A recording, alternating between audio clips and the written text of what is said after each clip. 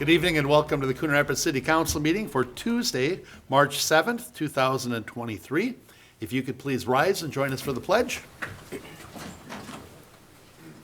I pledge allegiance to the flag of the United States of America and to the republic for which it stands, one nation under God, indivisible, with liberty and justice for all. Please call the roll. Councilmember Gryskowiak. Here. Councilmember Ray Rauer. Here. Councilmember Novak. Here. Councilmember Geisler. Here. Councilmember Armstrong. Here. Councilmember Carlson. Here. Mayor Cook. Here. Thank you. Why don't we adopt this evening's agenda? Motion to adopt the agenda, Mayor. Second. Motion by Carlson and a second by Ray Rauer to adopt the agenda. Any discussion or corrections? Hearing none, all in favor signify by saying aye. Aye. Aye. Opposed? And the agenda is adopted. And Steve, I think this is going to be a night where you're going to want to actually show the council chambers, because this is a really good turnout tonight. Yeah. The very first item on our agenda is there we go. The very first item on our agenda is a proclamation recognizing the Coon Rapids competition cheer team. And this has been a tremendous year, and it's very exciting. And you folks just got back from nationals. And why don't I meet you right in front of the dais, and we'll just go from there. How's that?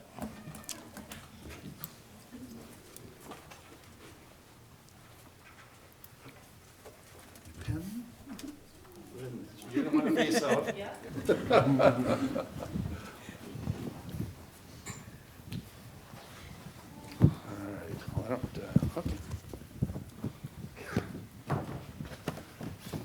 I'm going to first read this, the proclamation, and then we'll talk a little bit about the year you've had. All right. For the Coon Rapids Varsity Competition Cheer Team.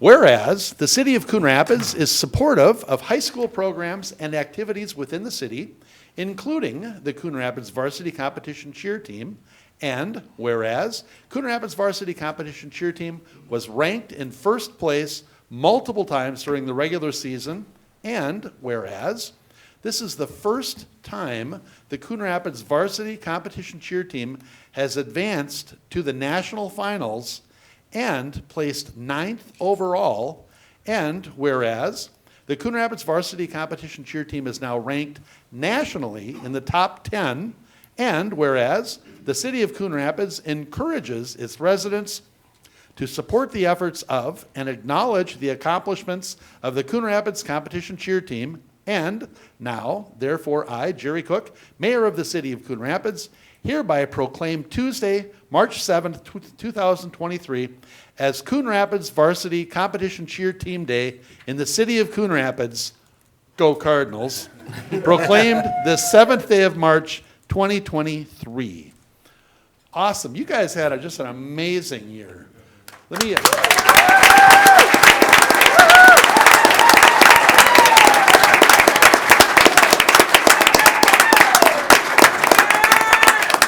hand must be a cheer squad. Let me hand the mic along and let you each introduce yourselves. And if anybody wants to tell us something brief about how it went at nationals or about the year, feel free. Thank you so much. It's on. You got to talk right into it. Hello. Thank you so much. I'm Coach Jackie Evans. I have the pleasure of being one of the 4 coaches of this team. Not all of our members were able to make it tonight, but we've got some great representation here. This was the first year in school history that Coon Rapids has ever advanced to the national finals, which is a really big deal for the community. It's really reflective of these amazing athletes and all that they work hard to do. So definitely very proud to have a top 10 program, and it's only up from here. But I'll let you meet more of the team. Hey, my name is Romeo Smith. I'm Josie Haig. Cassie Wiggin. Margaret Kim Window. And Darius Oates. Can I just say something? Okay.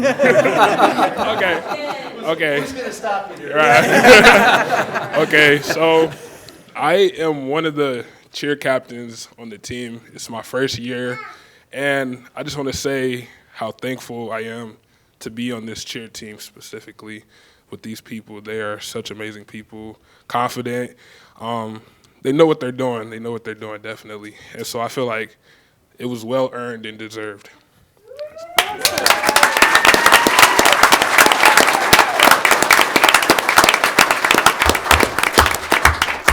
So the night I met Darius the first time, anybody that's been around Coon Rapids for a while, I will tell you he has a father riser handshake. There's a lot of people in town that know what that is. And I'm not sure, we watched, you guys did several presentations at the high school before you went to nationals, and they were so impressive, and I'm not sure if it's scarier to be way up on the top when they're throwing you up or be on the bottom. And Darius, you think you could handle a guy like Councilmember Carlson on your head?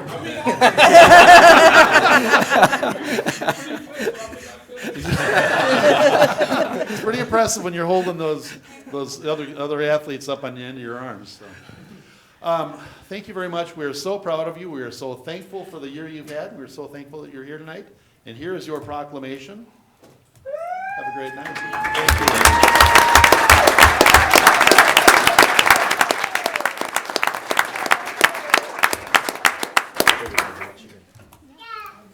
Yeah.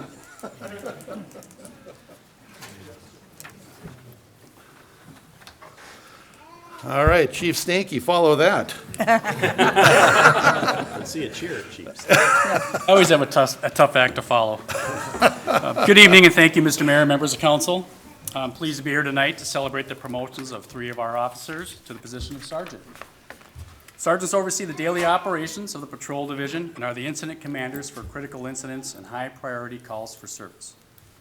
These officers have spent years preparing for this moment. They each bring different levels of experience and their own style of leadership to the team. I'm proud of these 3 and appreciate this opportunity to recognize them as well as their accomplishments and to introduce our new law enforcement leaders to the community. With me tonight is Sergeant Joe Neufeld, Sergeant Tyler Brown, and Sergeant Greg Nordby. Gentlemen, in a few minutes, you'll be officially sworn in and pinned with your gold badge. Every time you pin this badge on, I want you to remember that leadership's not about being the best, it's about making everybody else better. Our department's mission says to support a safe community while building trust through engagement, professionalism, and compassion. As first-line supervisors, you are the most influential leaders on the department and are tasked with carrying out this mission. Our department has enjoyed a long history of excellence, and there's no doubt in my mind that the 3 of you will ensure this tradition continues while exemplifying our values of professionalism, trust, and compassion. Joe, why don't you step up here? Joe Neufeld grew up in Coon Rapids and was a graduate of the very first DARE class at Sand Creek Elementary. Was that you, Councilmember Carlson? Steve Blummel. Steve Blum. Joe joined the Coon Rapids Police Explorers at age 14, and he spent 4 years with the post. After graduating from Blaine High School, Joe was hired as a community service officer with our department in 2000 and worked in that capacity until being hired here as a police officer in 2004. Joe has worked as a patrol officer for the last 19 years, during which he has spent 8 years as an Explorer advisor, 9 years as a field training officer, and 12 years as a hostage crisis negotiator. Joe has a bachelor's degree in law enforcement from Metropolitan State University and has been awarded 3 awards of merit for exceptional service. The most notable was for negotiating the peaceful conclusion with an armed, barricaded suspect. He currently resides in the city of Ramsey with his wife and 2 daughters. With Joe's calming demeanor and his high ethical standards, he's often been referred to as the voice of reason amongst the patrol staff, thus earning the nickname of Father Joe. I thought Mr. Mayor would appreciate that. Welcome to the supervisory team, Sergeant Joe Neufeld. Please come forward to be pinned and sworn in. Joe's wife, Lara, will be doing the honors.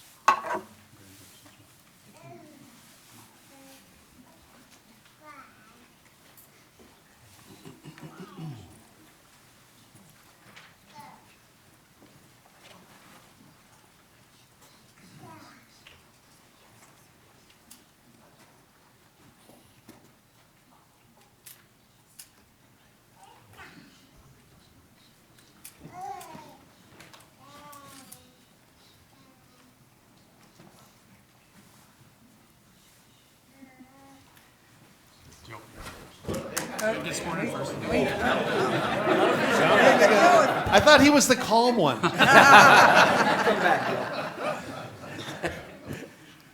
Please raise your right hand. I, Joseph Neufeld, I, Joseph Neufeld, do solemnly swear that I will support the Constitution do solemnly swear that I will support the Constitution of the United States, of the United States sorry about that, and the Constitution of the State of Minnesota, and the Constitution of the State of Minnesota, and discharge faithfully and discharge faithfully the duties of a police sergeant for the city of Coon Rapids the duties of a police sergeant for the City of Coon Rapids in the county of Anoka and state of Minnesota in the County of Anoka and the State of Minnesota to the best of my judgment and ability. to the best of my judgment and ability. Congratulations.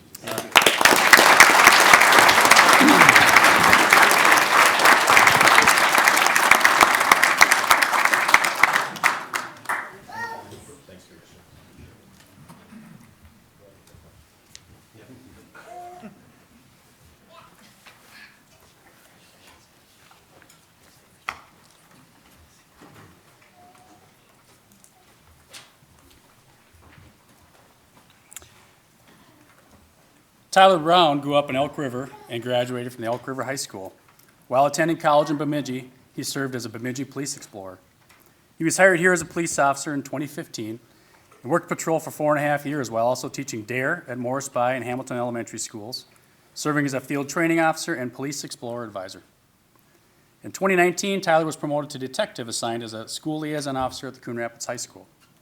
In 2020, he transitioned to general felony investigations, where he has overseen the monitoring of our predatory offender registration program, was certified as a less lethal instructor and an active shooter instructor. Last fall, Tyler honorably represented our agency at the Investigative Technology and Innovation Summit in Las Vegas, Nevada, by presenting a case study to investigators from around the country on a Coon Rapids attempted murder case he solved in 2020. It was quite the honor. Tyler has a bachelor's degree in criminal justice from Bemidji State University, has been awarded 2 awards of merit, a Heart Safe Lifesaver Award, and 1 letter of commendation. He currently lives in Ham Lake with his wife, and they are expecting their first child in June. In 30 years I've worked here, there has not been an officer promoted to sergeant with less than 10 years of service. Tyler has accomplished that in 8. That's something to be proud of. Welcome to the supervisory team, Sergeant Tyler Brown. Please come forward to be pinned and sworn in. Tyler's wife, Rachel, will be doing the honors.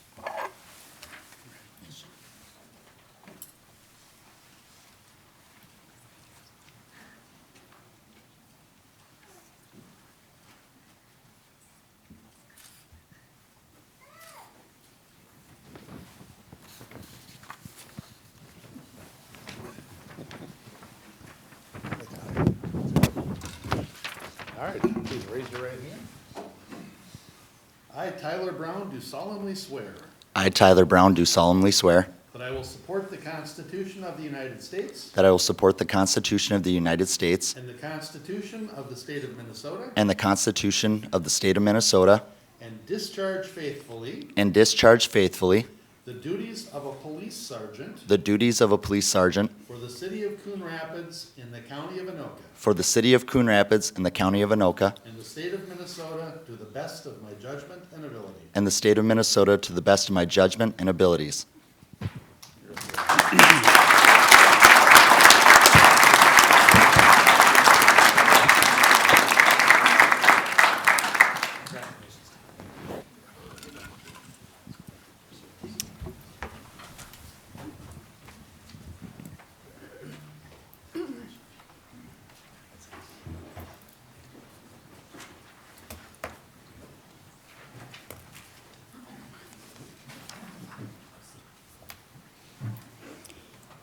Greg Nordby grew up in Blaine, where he volunteered with the Blaine Police Explorer Post and was also a police reserve there.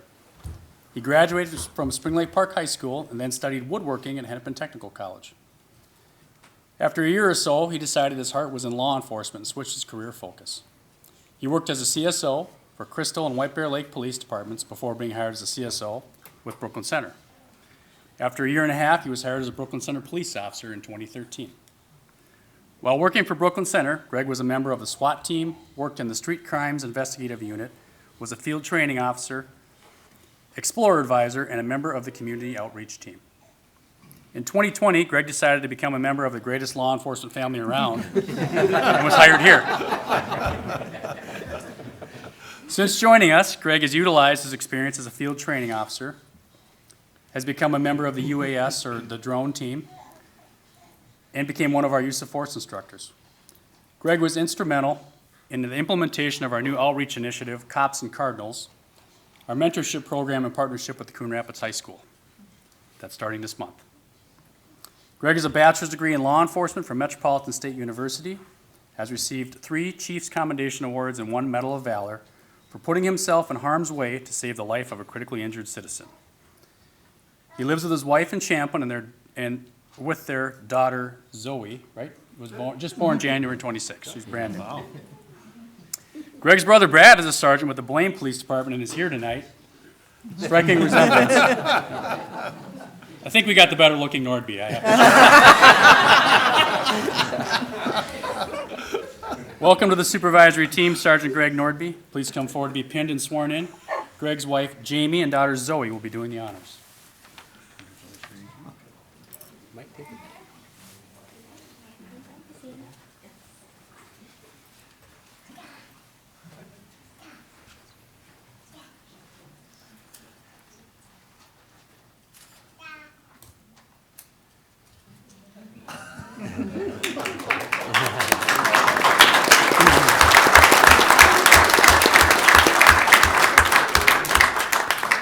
That was really impressive with one hand.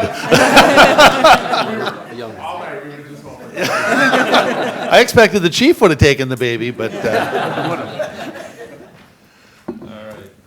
Are you ready? Yeah. All right, raise your right hand, please. I, Greg Nordby, do solemnly swear I, Greg Nordby, do solemnly swear that I will support the Constitution of the United States that I will support the Constitution of the United States and the Constitution of the State of Minnesota and the Constitution of the State of Minnesota and discharge faithfully the duties of a police sergeant duties of a police sergeant for the city of Coon Rapids for the city of Coon Rapids in the county of Anoka and the county of Anoka, and state of Minnesota state of Minnesota, to the best of my judgment and ability. to the best of my judgment and ability.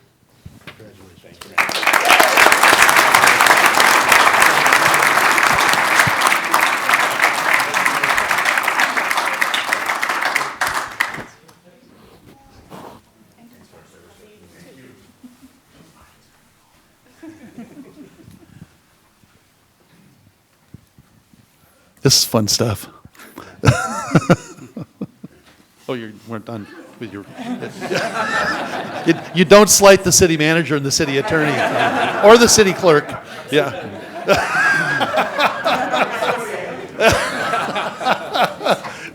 You might be the better looking one, Chief, but I'm not sure. I'm sure. Thank you, Mr. Mayor, members of council. This concludes our promotional ceremony tonight. Friends and family, you're invited to meet out in the hall for some photo opportunities. But if you wish, you're always welcome to stay for the duration of the council meeting. It'll be riveting. Thank you for coming and for your support. Thank you all for being here. Thank you.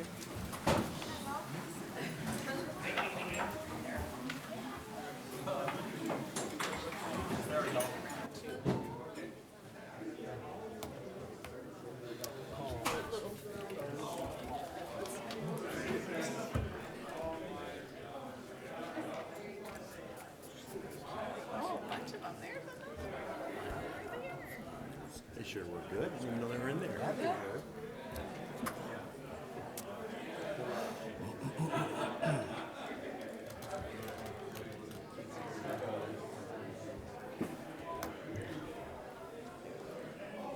All right, I think we're close enough here. So we are on to item 3, to approve the minutes from the February 21st meeting. Mr. Mayor, Councilmember Carlson? motion to approve the minutes? Second? We have a motion by Carlson and a second by Novak to approve the minutes from the February 21st, 2023 meeting. Is there any discussion or corrections? Hearing none, all in favor signify by saying aye. Aye. Aye. Opposed? And those minutes are approved. We have 3 items on our consent agenda this evening. The first one is item 4 on this evening's agenda, and that's to adopt Resolution 23-40, supporting a Minnesota GreenCorp application. We're looking to authorize staff to apply as Minnesota GreenCorp host site. The Minnesota GreenCorp program is administered by the Minnesota Pollution Control Agency, and this program provides an educated workforce members that serve the host site with a full-time employee for a term of approximately 11 months from September 2023 through August 2024. We're looking to, they'll serve on projects in the following areas: air pollutant reduction, community readiness and outreach, green infrastructure, waste reduction, recycling, and organics measurement. So let's see. So we're looking to approve Resolution 23-40 and support the Minnesota GreenCorp application. Item 5, which is the second one on our consent agenda, to adopt Resolution 23-43, approving Sustainability Commission appointment. Peter Butler submitted an application for the Sustainability Commission. After discussion with the applicant, the Sustainability Commission voted to recommend Peter Butler's appointment to fill a vacancy with a term ending December 31st, 2024. So we're looking to adopt Resolution 23-43, appointing Peter Butler to the Sustainability Commission. Item 6, which is the third and final item on our consent agenda, is to recommend reappointment of Charter Commission members. The terms of 2 Charter Commission members expire the end of March 2023. Both members are eligible and willing to serve another 4-year term, effective March of 2023 and expiring March of 2027. And the state statutes require that a minimum of 7 and no more than 15 persons serve on the Charter Commission. Currently, the Charter Commission has 8 members. If the council follows both recommendations on the agenda, the commission will continue to have 8 members. The council's recommendation for appointments are forwarded to the Honorable Stony Hilgis, Chief Judge for the 10th Judicial District, who makes the final appointment. So we're looking to recommend to the Chief Judge for the 10th Judicial District that Gerald Splinter and Timothy Farmer be reappointed to serve another 4-year term effective March 2023, with said term to expire in March of 2027. That's our consent agenda. Your Honor. Councilmember Rayrower. Well, I just want to say thank you to Peter Butler for joining our Sustainability Commission, and thank you to Gerald Splinter and Timothy Farmer for continuing to serve. All of our commissioners are, just a great asset to the city to do this work. And thrilled about the GreenCorp. That is someone able to come and do work here at the city in our sustainability initiatives at no cost to the city. So pleased with the consent agenda tonight, and with that, I would like to make a motion to approve the consent agenda. Second. Motion by Rayrower, second by Geisler to approve the consent agenda. Is there any questions or discussion? I would like to point out the significance of those 2 Charter Commission appointments. You've got a retired city manager there and a retired fire chief. You know, the fact that they lived in the community, they're retired here, and they continue to serve is such a great asset. It's a great thing for us. And Mr. Mayor, Councilmember Geisler? we could comment that the chief judge, Honorable Stony Hilgis, used to be a city attorney. Sure, but he doesn't live here or work Well, here. So, If we're talking I'm not about all going the to dilute, connections. All right, any other discussion? Hearing none, all in favor signify by saying aye. Aye. Opposed? And that motion carries. We are up to item 7 under new business, to consider planning case 23-3. Consider resolution 23-42, amending the land use from commercial to commercial mixed use, 3011 124th Avenue Northwest, NorBella Senior Living. The applicant is requesting approval for a comprehensive plan amendment to change the subject property from a commercial land use designation to a commercial mixed use designation. Mr. Brown, do you want to talk about this? Your Honor, Mr. Kroll will be providing I never even looked I never even looked over there. I am so sorry, Mr. Kroll. Go for it. Well, good evening, Mayor Cook and the council members. I think I've met most of you, but if I haven't met you, I'm Dakota Kroll. I'm the city planner for Coon Rapids. And so I have kind of two items here, two different resolutions, but they're all a part of the same project for NorBella Senior Living. And so I do have some slides just to maybe give some background and context and maybe kind of walk through some of the policy considerations for both the comprehensive plan amendment and the planned unit development. So I'll try not to take too much of your time, but happy to address any questions. And we do have representatives from the application here as well. I'm going to talk about both cases just kind of in one presentation, but then again, there are two different resolutions and two pieces that we're asking you to look at tonight. And to be clear, did we look at this at a workshop or did we look at it at a previous council meeting? Because we've had a good look at this once already. Council, Yeah. you saw sort of the early concept this past fall in a work session. Okay, Yeah. Thank you. Yeah, so I'm happy to just give a little background, and if it's too much repeat information or anything, just fine, stop Mr. me. Kroll. And yeah, It was more letting people know that this isn't our first look at it.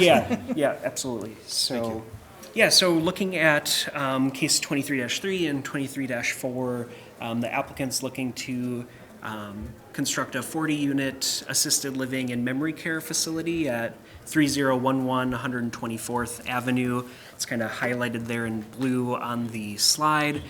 And that area is currently zoned general commercial, and kind of the crux of all of this is that our general commercial zoning district doesn't currently allow an assisted living use.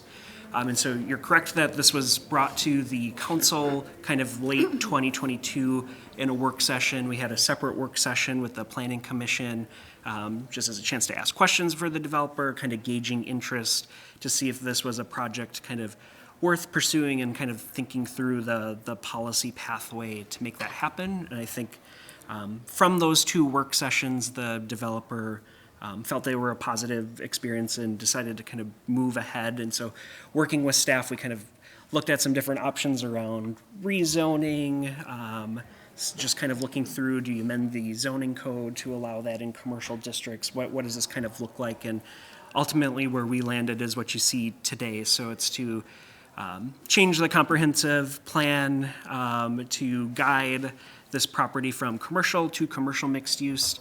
That kind of addresses that future land use designation piece of it, and then also requesting approval for a planned unit development for the flexibility to kind of address the current zoning to accommodate this use at the site. So both of these cases do actually involve a couple of parcels. So you see here Lot 1, Lot 2, Lot 2A, and Lot 2B. Lot 1 currently has the Metro storage facility there.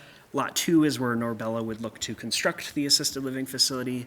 And then Lot 2A and 2B currently have the stormwater infrastructure for Lot 1 and 2 and wouldn't be developed in the future. So I think kind of based on the ownership of the parcels and the way this was all kind of platted, wanting, and because of that shared maintenance that'll be required with the stormwater infrastructure, we felt kind of combining these parcels together in this package just made kind of more sense from the land use and kind of planning perspective there.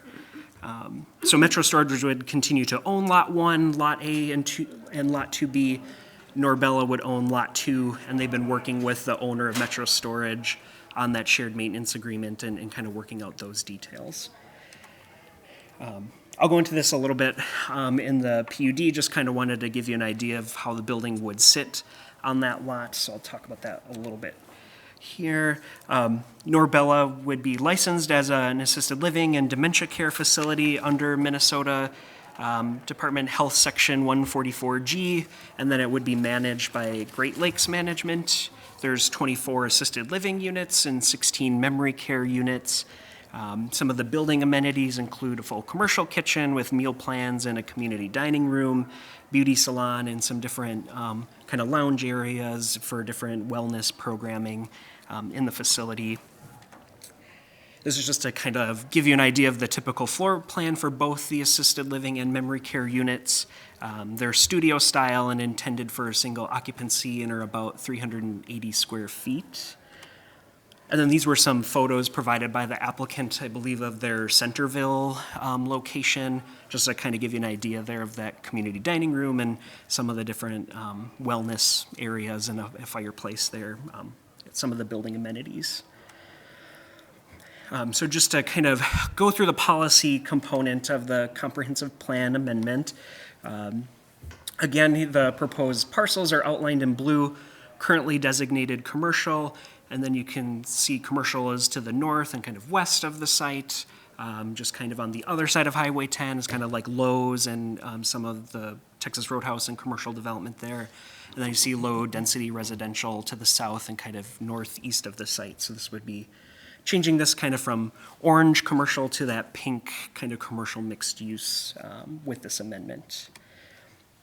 And so looking at an amendment, you're asked to consider the effect of the amendment on the public health and general welfare, the effect of the amendment on present and potential surrounding land uses, and whether or not the amendment is in conformance with our comprehensive land use plan and other development guidelines. So staff believe that this amendment doesn't create any concerns related to the public health or general welfare.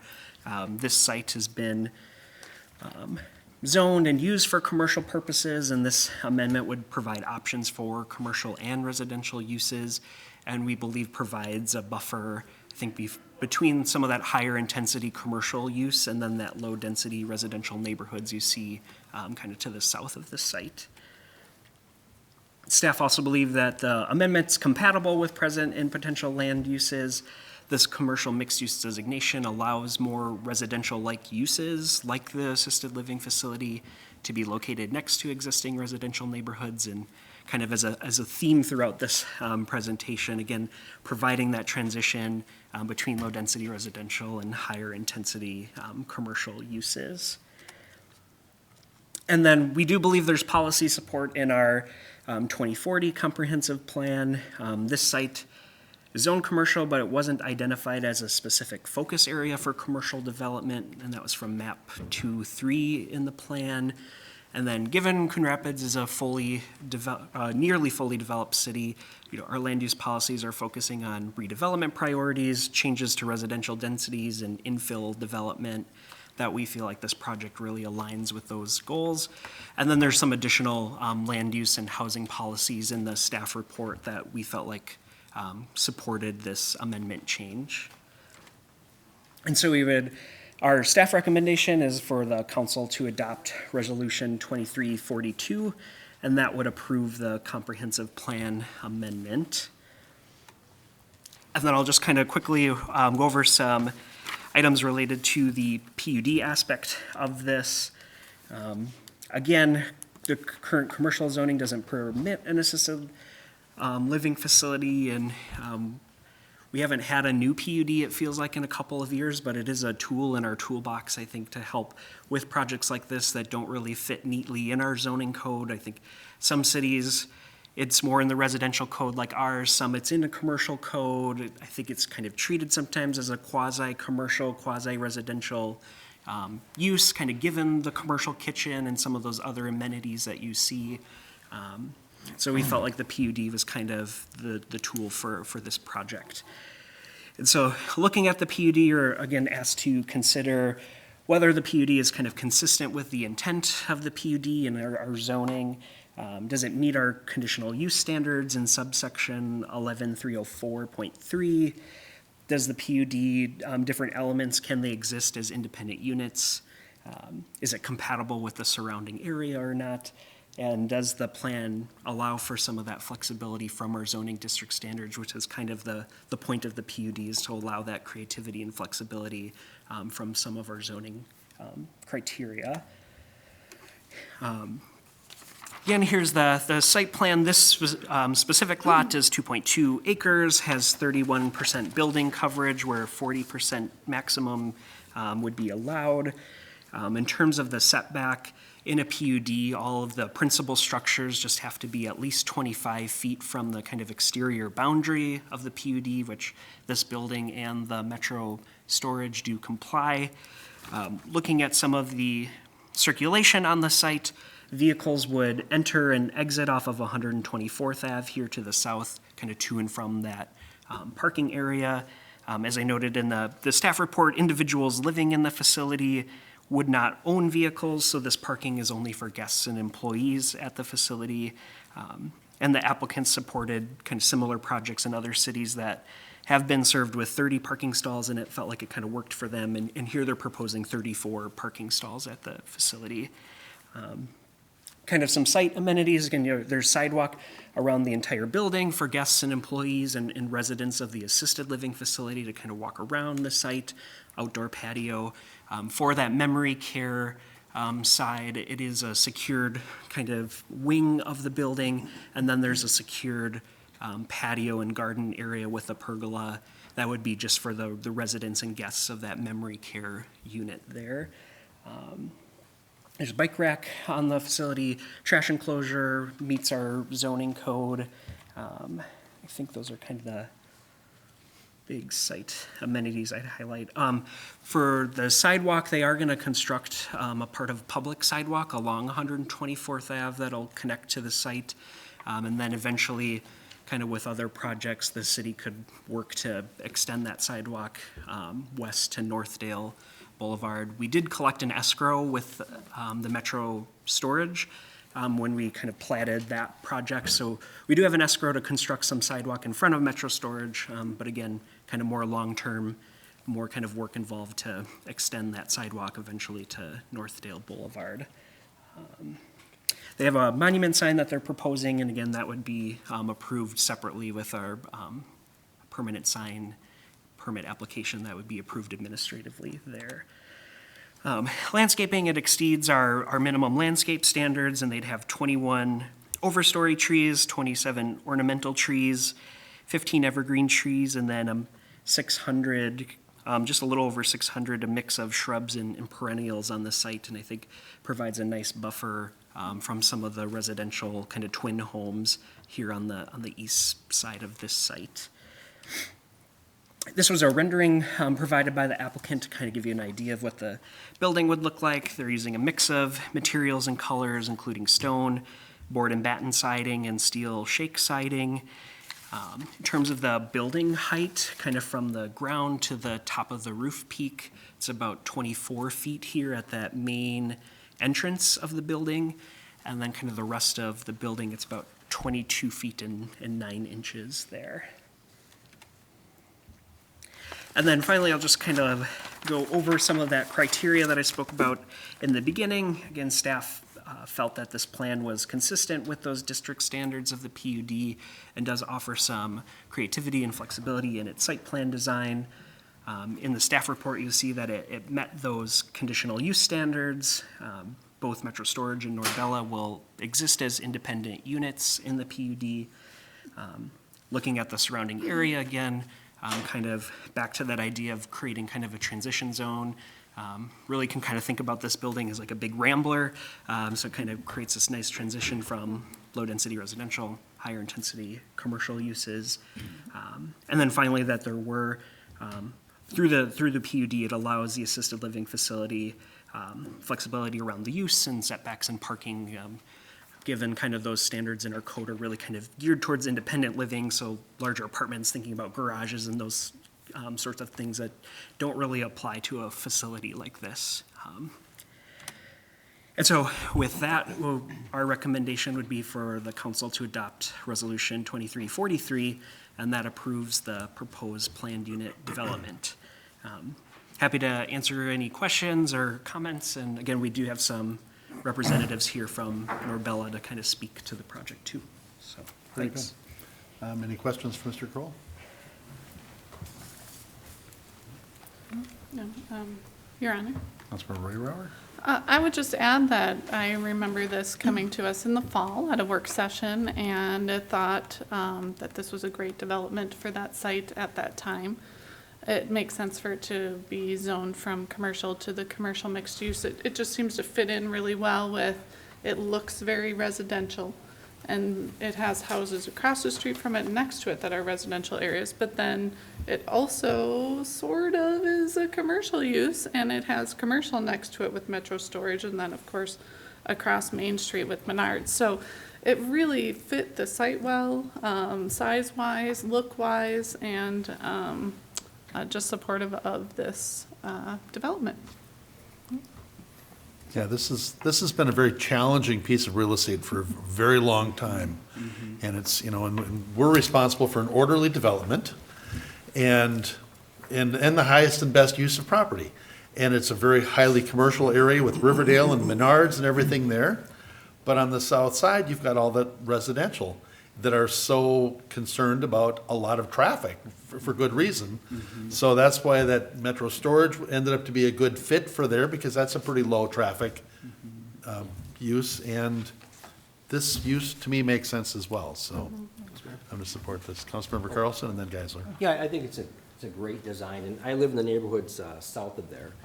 And, it's a fairly busy road, Crooked Lake Boulevard up around 124th Avenue. So I like the fact that it has low impact on the traffic, and I think it's a real nice fit for that neighborhood. It blends in real nice to the neighborhood. It's not going to have much impact at all on traffic in the neighborhood. I think it's a great plan. Councilmember Geisler. That's right. Yeah, I'd like to kind of commend staff and the applicant for being creative with this, right? Because just with the storage, water storage issues and drainage, with the first lot, and how do you get that over to lot 2A and 2B? And if you tried to split this up, there were just all of those different challenges. And I think what you came up with the comp plan change, and then the PUD, which means that we also don't have to do a zoning change, keeps us in alignment in those rules, gives us the flexibility, allows us to use the site and make sure that the amenity or the drainage and whatnot from lot 1 is still covered, and it's all a continuous parcel. So I think a nice creative solution. So with that, if you want, I will make in planning case 23-3, make a motion to adopt resolution 23-42 approving the proposed comprehensive plan amendment based on the following findings. 1, the proposed amendment would not have an adverse impact on the surrounding area. 2, the proposed amendment is compatible with adjacent land uses and zoning. And 3, the proposed amendment is consistent with future land use guidance and policies in the 2040 comprehensive plan. Second. Motion by Geisler and a second by Carlson. Is there further discussion on this? Mr. Mayor, Councilmember Griscoviac? in the work session that we had, I did express a little opposition into changing from commercial to high-density residential.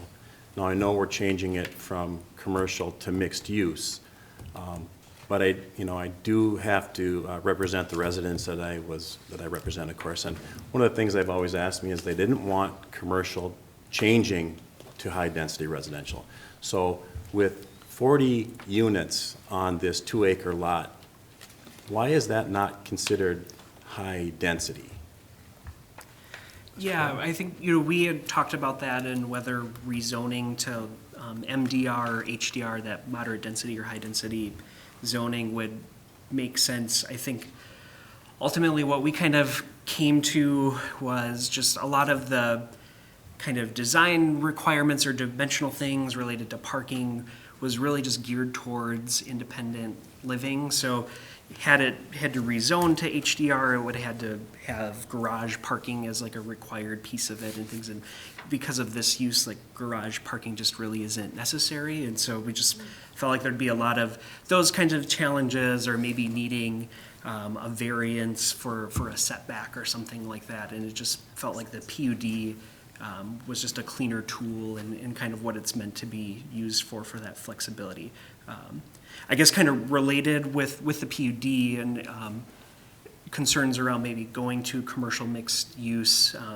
with the approval of a PUD, it actually locks in that assisted living facility use. And so if, 20 years from now or something, if that project is no longer there and someone wanted to redevelop it, it would require approval and an amendment from the city council to allow some other use. So this, that's kind of the trade-off that we're working with, but I think there it kind of helps lock in that assisted living use that's a little bit more kind of quasi-commercial, quasi-residential. I don't know if that helps or kind of. No, thank addresses you. the question. It does help, and having that locked in as a PUD for this use is helpful to me in making my decision on this. But if I could just ask, what is the definition of high-density residential? How many units per acre do we consider high density? Yeah, I don't know, Matt, if you remember off the top of your head, is it like 10, Yeah, a little in over the 7? comprehensive plan, in areas that are guided for high-density residential, that would typically be up to about 50 units per acre. We say between 10 and 50 units per acre. Okay, and we're at about 20. Okay. I do have one other question. The outlot 2A and 2B, I guess, those are going to be stormwater retention ponds, so that's going to maintain a pretty natural state, I would say, other than, holding the water.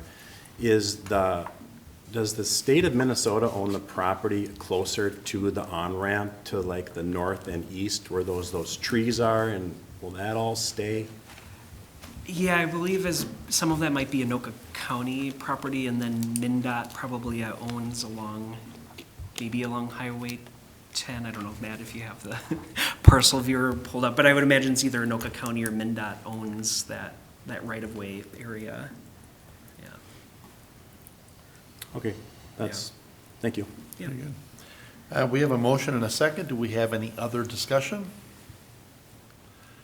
Hearing none, all in favor signify by saying aye. Aye. Opposed? No. Okay, that motion carries. One no from Councilmember Griscoviac. Item 8, planning case 23-4.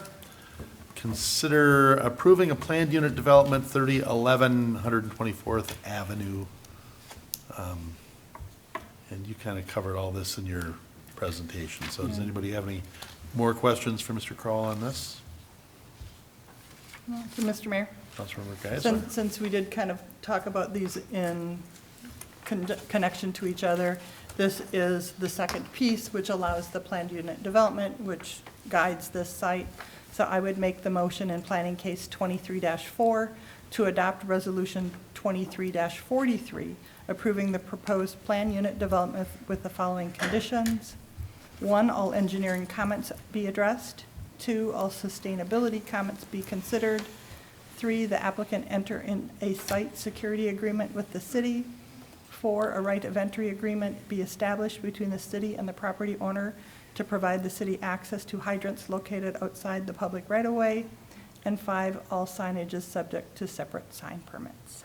Second. Motion by Geisler and a second by Rayrauer. Is there further discussion on this? Mr. Mayor? Councilmember Griscoviac? In our packet here, we've got that the planned unit development standards meets the PUD standards, and I had a question on, it says the minimum planned unit development area, 3 acres of land in a single ownership or control. And we're saying that does meet the standards and it's okay. But how can that be if 4.6 acres is owned by Metro Storage and 2 acres is owned by NorBella? Yeah, I interpreted that as long as one area was that 3 acres or more. So because Metro Storage is going to have over 4 acres under one ownership, that it would meet that standard. Because the PUD will be lots 1, lot 2, lot 2A, Yeah, and lot 2B. the whole, all 4 of those lots together is a little over 6 acres. And so then, 4.16 is owned by Metro Storage and 2.2 is owned by NorBella. So the whole PUD itself is like a little over 6 acres. Okay. So the 3 acres of land owned by Metro Storage is what makes that okay in the, okay. Yeah, yep. Yeah, Okay. that's how we've interpreted that, yeah. All right, that one kind of jumped out at me. And then the other one is the common open space. Since this is going to be assisted living, I think common open space is important. I mean, these residents don't really have much else to do but look out their window, and there should be at least some common open space. Why is that not applicable? Yeah, I think we, if I recall, some of that language is more kind of geared towards residential units, and again, because of the like assisted living facility use, sort of, it's kind of this quasi-residential commercial use, and so we didn't really count those units as this kind of common open space requirement. They do provide kind of an outdoor patio area off of the kind of community dining room, and then they have the sidewalk around the whole building that's kind of intended to allow a little walking trail on that site. So they do have some open space on the site, but that was kind of the specifics around why I just kind of put NA there.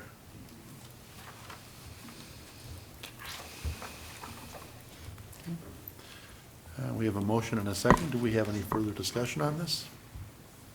Mr. Mayor? Councilmember Scovia? My only concern with this is the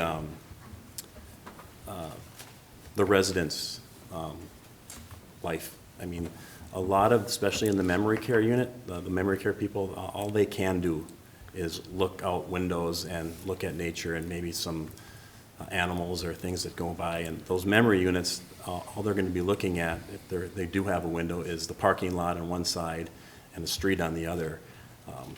I just think as, in terms of a quality of life, I would like to see a facility like this in a little bit more natural setting. I know there is sidewalks around the building, so that's good. They'll be able to, at least, people will be able to get their loved ones outside and maybe go around the building. But I think it is lacking open space, and I think it will impact those folks. I think we would have to take a bigger look at this, because we've got Autumn Glen over on Coon Rapids Boulevard that's kind of in the same position that's been there for 10 or 11 years. The memory care with Coon Rapids Boulevard, and maybe it is something we need to address. I don't know that we can backdate it to this one, but. Yeah, I don't know, I don't want to just put the applicants on the spot, but I don't know if that's something, if they wanted to address or could speak to. They've done a couple other projects, some other cities in the metro with this kind of same setup, so, but, yeah. That's right. I think, I've looked at a number of different assisted living and developments over the years, and when you're looking at a common open space for an apartment complex, that's where you're going to be looking for activities for the kids. Do I have a playground area? Do I have some activity space? Well, if I'm in an assisted living, I'm not going to be going out on a playground. I don't have that same kind of a need. And then with the memory care, we know that there is the patio that's secured for them, so that's safe. And there is the outdoor patio. And my experience is that is the type of outdoor open space that would be used. And I don't know if it would make sense to put something or ask the developer to put something else in that doesn't make sense for the use of the residents. Yeah. Councilmember Rayburn? If we can, I would like to hear if you have a comment on it. Thank you. My name's Adam Pog. I'm Executive Vice President with Great Lakes Management, who will be the operator of the community.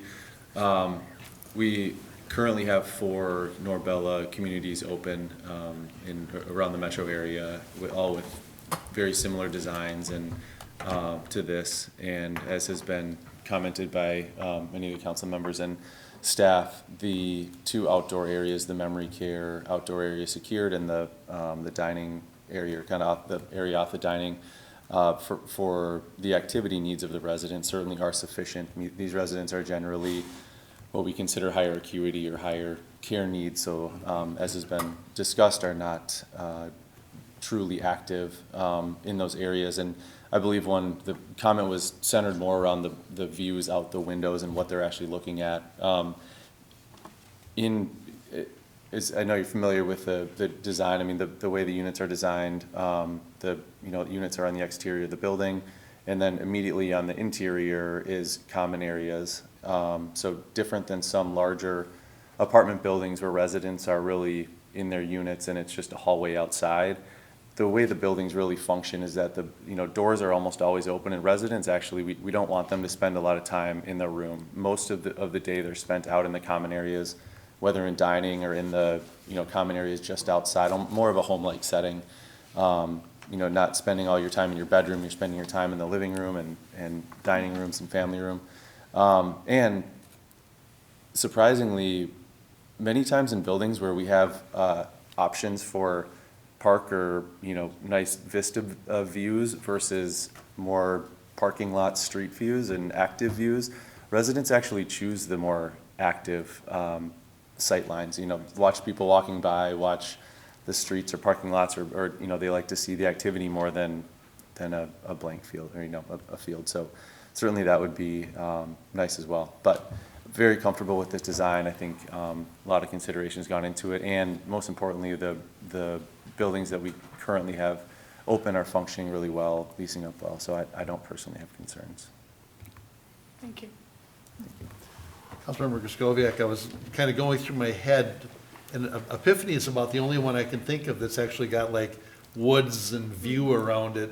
Just about like Select Care is right on Hanson, and I mean most of them are kind of not in a great area. They're in a fine area. They're just not attractive park areas around them or something. And I agree with that, and I appreciate the professional perspective that you just gave about that, because people they would like to see maybe they can see a kid going by, or they see some other activity going by, and that the fact that I didn't realize that the interior hall was like that. So I've been in these facilities, those doors are usually open and there's activities going by inside the building as well. So I appreciate that feedback. Yep. Yeah, me too. We have a motion and a second. Do we have a further discussion on this? Mr. Mayor? Councilmember Griscoviac? I just oppose the land use change because I didn't want to see it high-density residential. That said, the building is a good design, and it does fit in there well. So given what was just told here, I would support this. Okay. Any other discussion? Hearing none, all in favor signify by saying aye. Aye. Opposed? And that motion carries. We're on to item 9. Thank you. Oh, thanks, Mr. Kroll. Thank you. And thanks, gentlemen. Item 9 is to consider introduction of an ordinance amending Chapter 5-2000 Lawful Gambling. Ms. Lensmeyer, you want to hit the highlights? Mr. Mayor and council members, before you is a request to amend the code as it relates to the lawful gambling. There's a word in there, electronic, to describe the dispensing only locations, and that is confusing to the Gambling Control Board because you cannot actually have an electronic pull tab dispensing machine. You can do electronic pull tabs, but that must be at an actual physical pull tab location. So we're just asking council to introduce the ordinance to bring us into compliance with what the law states. Very good. Does anybody have any questions on this? If there are no questions, we will consider the ordinance amending Chapter 5-2000 Lawful Gambling introduced. Item 10 is to consider introduction of an ordinance amending Chapter 5-200 Alcoholic Beverages. And we're looking at amending the public drinking place and the bottle clubs. That's correct, Mr. Mayor and council members. There are 2 outdated types of licenses listed in our code, public drinking place and bottle clubs. And in review of the code, we're just suggesting that we should get rid of something that we don't have a use for at this point. So, and why do we think that the term bottle club is outdated? Just because we don't have one anymore? Mr. Mayor, it's not a business model that anybody is using in this location. Well, no, not in Coon Rapids. But I mean, It's it's part- still if you go over to Dean's Country Manor in Dayton, that's what that still is. I mean, you can still bring your bottle over there and bottle and setups. I mean. Fair point. I'm just suggesting that if we had somebody that did want to come to town and open that, would we be opposed to it? I mean, I don't know. I mean, we don't have one. We probably haven't had one since the shortstop had setups or Bonanza. But, and so maybe it isn't something anybody's interested in. I just think it's interesting that we would get rid of it if perchance somebody might want to come in with it. I don't know. Okay. Anybody else have any thoughts? They care? I just have a question. Go ahead. Can they use any of our current liquor licensing in order to have a bottle club if that were to happen in the future? Mr. Mayor, Councilmember Rayrauer, if I understand the question, if we do amend, they wouldn't be allowed to. At this point, if they came in and met zoning and had all of their ducks in a row, then we would issue it. So. It's one of those things where I didn't get to this until today, so I didn't get a chance to really dig into it or talk to many people about it. I just thought, well, sure, we don't have any, but they are still around and, just not here. It's a fair point, Mr. Mayor. Staff's concern is regarding enforcement and compliance with liquor law. It's a difficult type of establishment to manage, and we haven't had any, and so from staff perspective, it'd be cleaner and easier for us not to have it in the code, but we're open to suggestions if you think otherwise. Yeah. Probably doesn't matter, or it could be like Alloway. If somebody comes in and wants to open one up, we could look at changing it again. Certainly could. All right. Anybody have any questions on this? If we don't have any questions, we will consider the ordinance amending Chapter 5-200 for alcoholic beverages introduced. Thank you. Thank you. And we are on to item 11, consider and receive the 2022 Community Development Annual Report. And now we got the big gun over here, Mr. Brown. Yes, thank you, Your Honor, and I'd like to just take a few moments to touch on some of the highlights of the 2022 annual report before you formally receive it. So last year, we issued permits for a total of about $183 million in development. That means since 2012, we've seen more than $1.4 billion in private development and construction investment overall in the city. You'll notice in various sections of the report, we touch on some of the larger projects last year. I'll just mention a few of those. And I'll say, too, we did see a really nice mix of industrial, commercial, and residential development, and have over the last several years.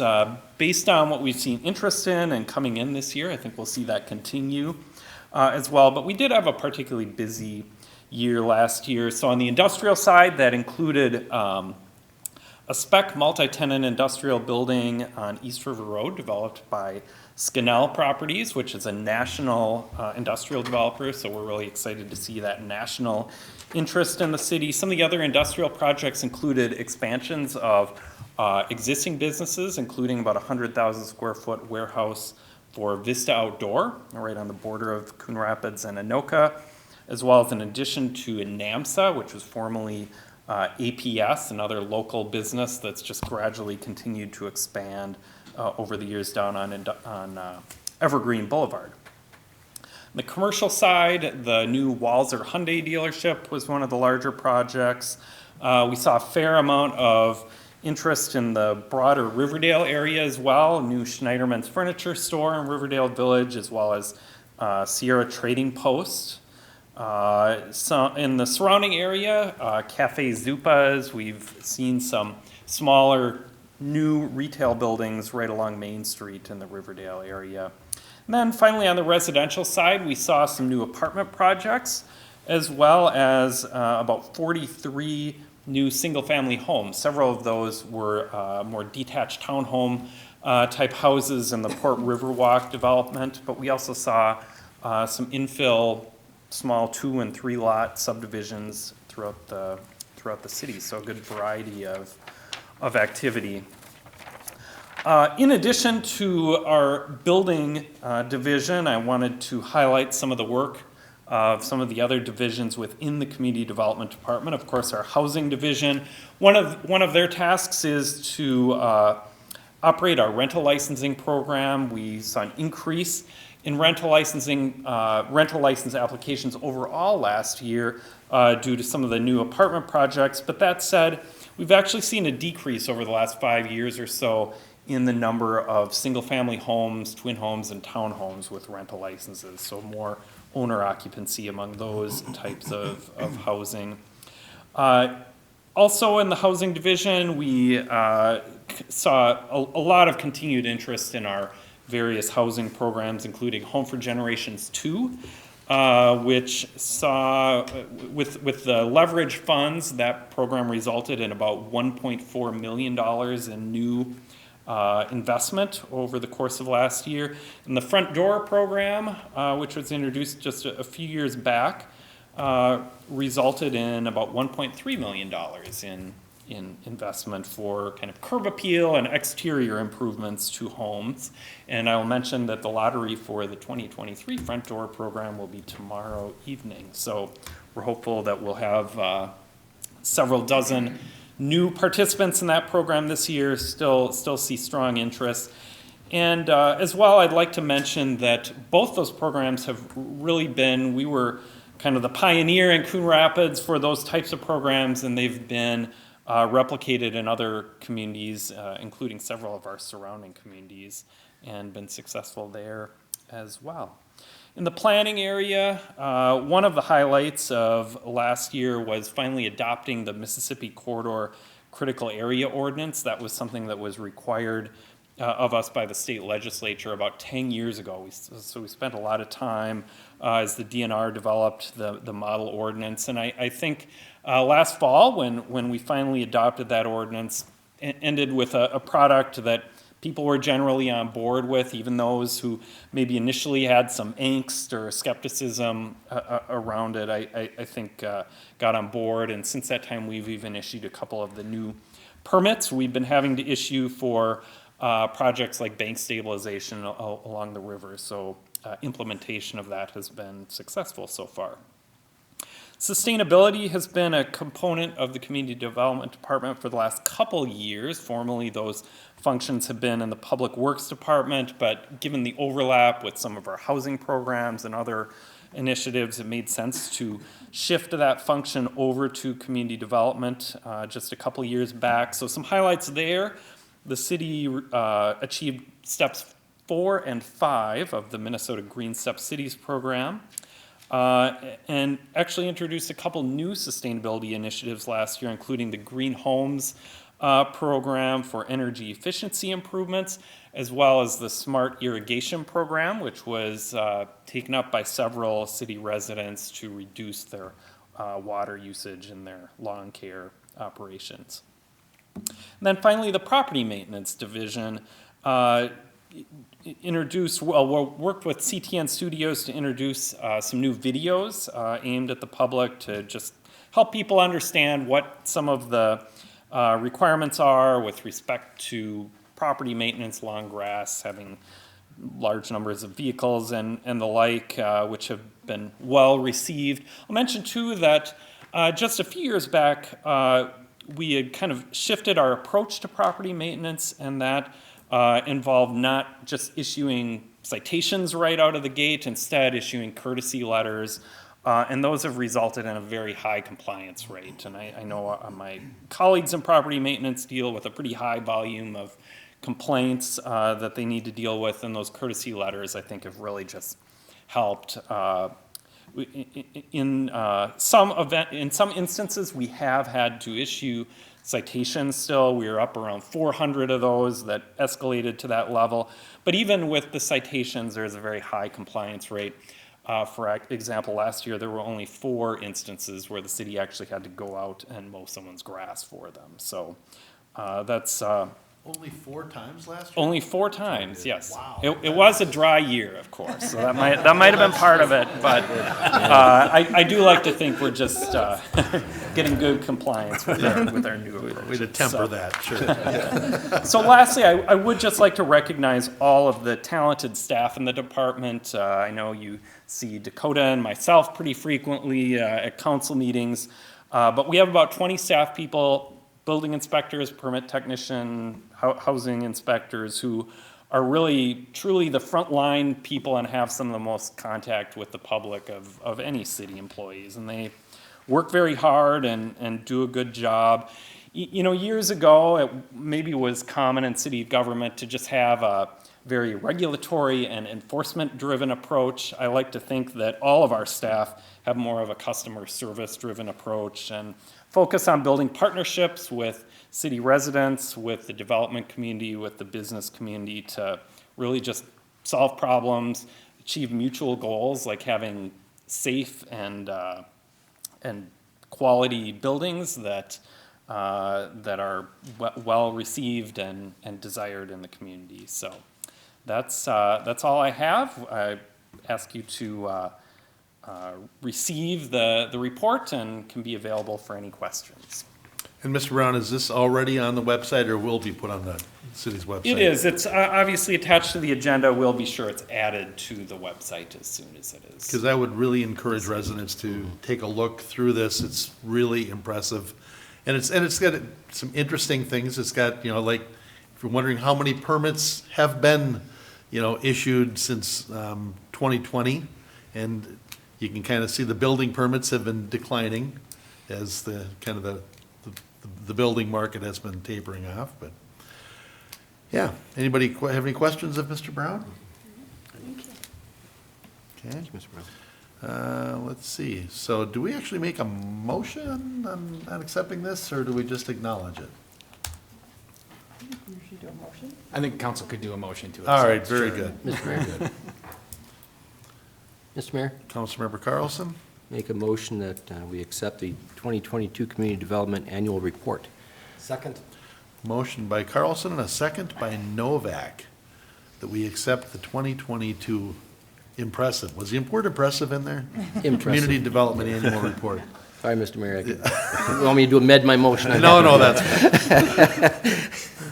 Is there any discussion? Mr. Mayor? Councilmember Just one Geisler? side thing. Also, in our packet was the 2022 Planning Commission Annual Report and the Board of Adjustment and Appeals Annual Report. And do we accept that all as a whole package? I thought it was all in the Okay. part and 'cause it's- parcel. Okay, sounds good. Let's just pretend it was. Okay. Question. Any other discussion? Hearing none, all in favor signify by saying aye. Aye. Opposed? And that motion carries. That is actually a good reminder because our planning commission and our board of adjustment and appeals do yeoman work all year. All of our commissions do, but those are a couple of the frontline ones, so. All right, we are on to item 12, to consider a settlement agreement with Riverdale 2005 LLC. Mr. Brody? I can give you a brief summary. As you may recall, back in 2020, we reconstructed Riverdale Drive. As part of that process, and with a lot of our street reconstructions, we assess the nearby properties as we feel that they did receive a benefit from that reconstruction. We did that in this case. We assessed 4 properties that are listed in the report for a total of $124,946. The property owner was a single property owner of those 4 lots, objected to that and eventually appealed that to Anoka County District Court. Fast forward now to 3 years later, after some discovery and some back and forth, we did have a settlement conference a couple of weeks ago. And I guess after that settlement conference, we came to, at least from a city staff perspective, this proposal where we would agree to cut the assessments in half. Essentially, we feel that they did get this benefit, probably even exceeding that benefit of $124,000. They think the other way, and so again, we came to this compromise position or this potential settlement that's before the council tonight to reduce it in half. I guess the other thing that's probably important to point out, rather than go back and amend the rolls because they've already been assessed and they're actually paying on those assessments on each of those properties, is we're going to instead we'll pay them the half, and they'll continue to pay them the full $124,000. So the math still works out that way. We asked from a city staff perspective, including our council, we brought it forward, so we obviously would recommend that that the council approve it, and so that's what the motion is asking for tonight. I'd stand for any questions. Mr. Brody, their appraisal only showed a benefit of like 55,000 or something, wasn't that the case? That's correct. And I should point out, and it was a little unique, but we did have the mayor at our settlement conference, so we got to see a little bit of how the sausage is made, and I'm guessing he doesn't want to come back. So maybe that would be, that's probably not an incentive for us to settle, but certainly he did get to see it happen. Yeah, so I mean, it's a frustrating thing. I agree that I think that they've received that full benefit. But at some point, when they've represented their willingness to spend tens of thousands of dollars to hire an attorney to fight us, and we have to do the same, at some point you just go, all right, let's just get this done. And I'm not terribly happy with it, but I think it's reasonable, and I would support it. Yeah, Mr. Mayor, I think that's generally the point. At some point here, there's, you adjust the assessment, or you spend more money than you could potentially collect to try and collect, and you end up in the hole. So it's not worth, at this point, the staff time and the cost to do that. I think we're better served taking the settlement and moving forward. Yeah, and it's not just the staff time. We have outside counsel we've hired for Yep. this. And he was quick to point out that he's less expensive than the other guy's attorney. Appraisers were involved. Yes, yes. All right. Any questions of Mr. Brody?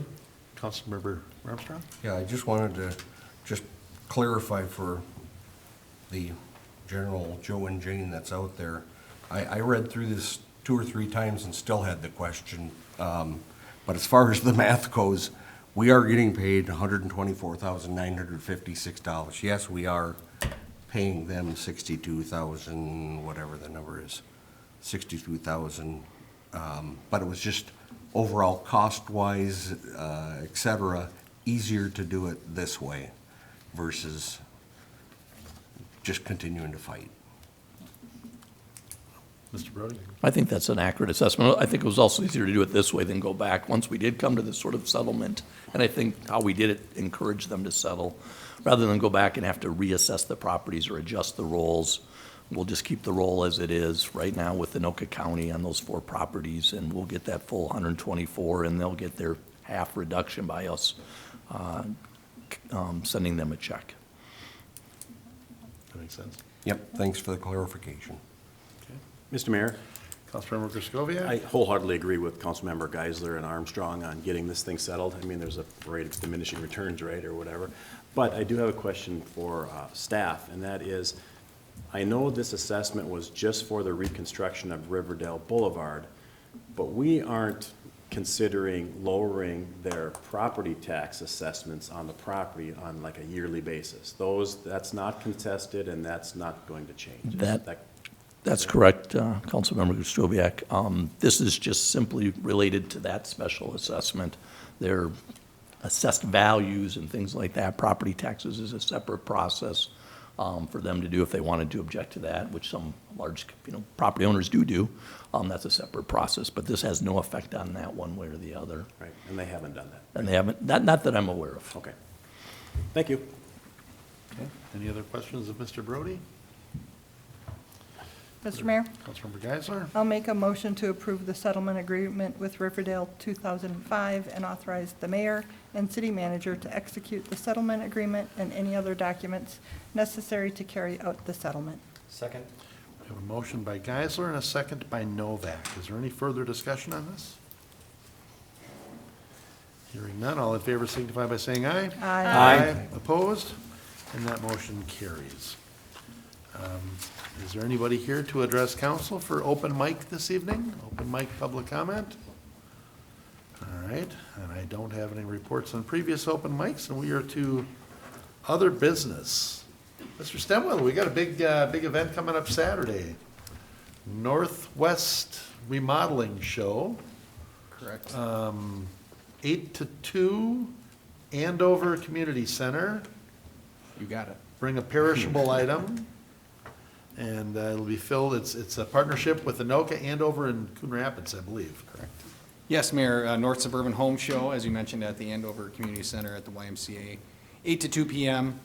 More information on our city website. In fact, it's one of the large icons on the first page. So if you're interested in learning more, go out there. But really, the idea is to get vendors from the area to be there, answer homeowner questions. If you're interested in doing a project in the spring, it's a great time to pop in and see what's new and innovative, and maybe make a connection to a contractor or somebody else who can help you out with that project.